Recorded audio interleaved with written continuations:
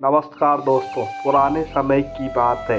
एक बड़े राज्य में महाराज धन सिंह का शासन था। वह न्यायप्रिय और दयालु राजा थे। उनकी एकमात्र पुत्री राजकुमारी सीता बहुत सुंदर और बुद्धिमान थी। उसका हृदय दया से भरा हुआ था और वह महल के चौकीदारों से अधिक साधारण लोगों की कहानियों में विश्वास रखती थी। उसी राज्य में एक गरीब कुमार विष्णु अपने माता पिता के साथ रहता था। वह बहुत ही कुशल कुमार था और अपनी मेहनत से मिट्टी के सुंदर बर्तन बनाता था।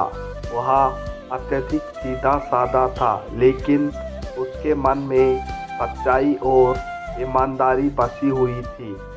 एक दिन राजकुमारी महल की बालकनी से दूर गांव की ओर देख रही थी। उसने देखा कि एक युवा कुमार अपने हाथों से मिट्टी के बर्तन बना रहा है। उसकी लगन और सरलता ने राजकुमारी को मोहित कर लिया।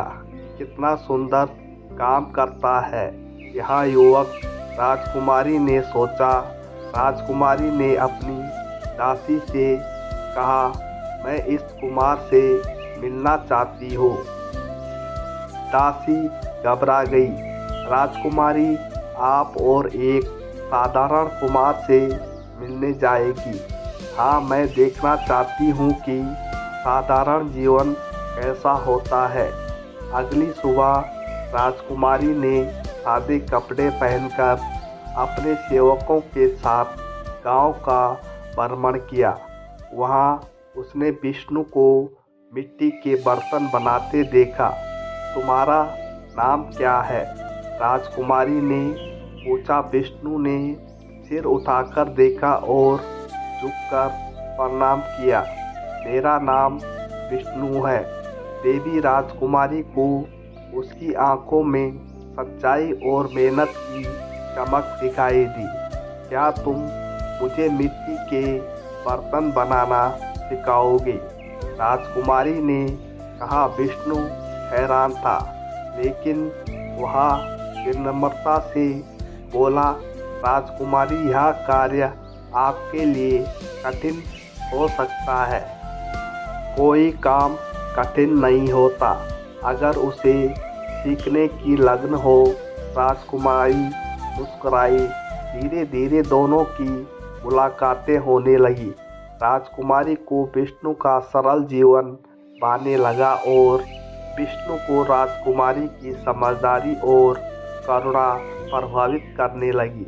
महल में यह खबर फैल गई कि राजकुमारी एक गरीब कुमार से मिलने जाती है। यह सुनकर राजा धन सिंह क्रोधित हो गए। राजकुमारी, तुम्हें समझना चाहिए कि तुम एक महाराजा की पुत्री हो। तुम्हारी शादी किसी महान राजा या राजकुमार से होगी, ना कि किसी कुमार से। राजकुमारी ने शांत भाव से कहा, बापूजी, मैं विष्णु को जानती हूँ। वह ईमानदार, मेहनती और सच्चा इंसान है। क्या यही गुण किसी व्यक्ति को महान नहीं बनाते? राजा विचलित हो गए। उन्होंने मंत्रियों और पंडितों से सलाह ली।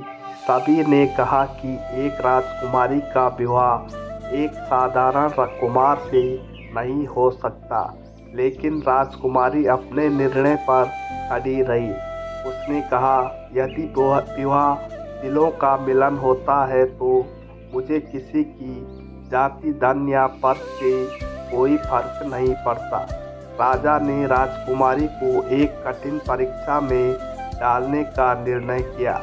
उन्होंने विष्णु को दरबार में बुलाया और कहा, यदि तुम राजकुमारी से विवाह करना चाहते हो तो तुम्हें 3 असंभव कार्य पूरे करने होंगे।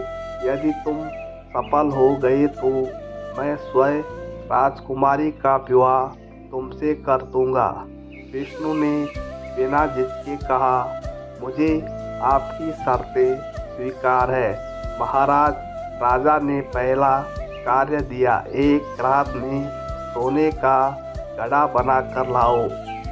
विष्णु चिंतित हो गया। सोने का घड़ा कैसा बनाया जा सकता था। वह निराश होकर माँ काली के मंदिर गया और प्रार्थना करने लगा। तभी एक दिव्य आवाज़ आई, सच्चे प्रेम और मेहनत से सब संभव है, तुम अपने कार्य में लगे रहो। अगली सुबह विष्णु की कुमार की दुकान पर एक रहस्यमय बाबा आया। उसने विष्णु को एक विशेष मिट्टी दी और कहा, इससे घड़ा बनाओ। विष्णु ने घड़ा बनाया और जब उसने उसे भट्टी में पकाया तो वह घड़ा सोने का हो गया। राजा चकित रह गए।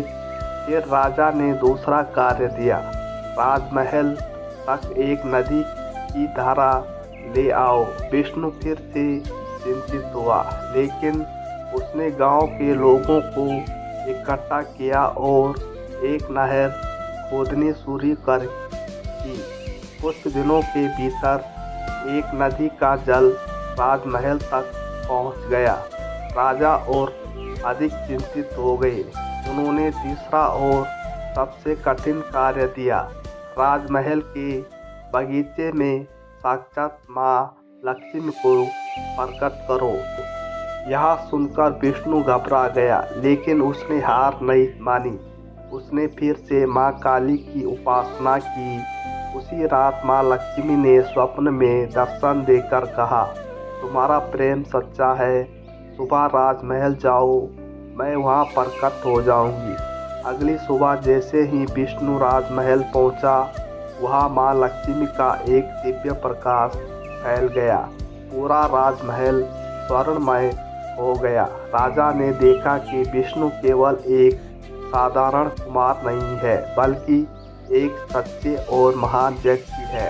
राजा ने अपनी गलती समझी और राजकुमारी तथा विष्णु की विवाह की घोषणा कर दी।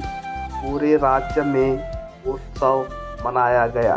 राजकुमारी और विष्णु का विवाह भव्य रूप से हुआ, लेकिन उन्होंने अपने सरल और सच्चे प्रेम को हमेशा बनाए रखा। इस तरह प्रेम और सच्चाई की विजय हुई और एक साधारण कुमार राजा का दामाद बन गया। जहाँ सच्चा प्रेम और निष्ठा हो, वहाँ कोई भी बाधा बड़ी नहीं होती। तो दोस्तों, आज की कहानी सुनकर आपको कैसा लगा, मुझे कमेंट में बताएं और ऐसी मोटिवेशनल कहानियों को सुनने के लिए हमारे चैनल को सब्सक्राइब जरूर करें। धन्यवाद।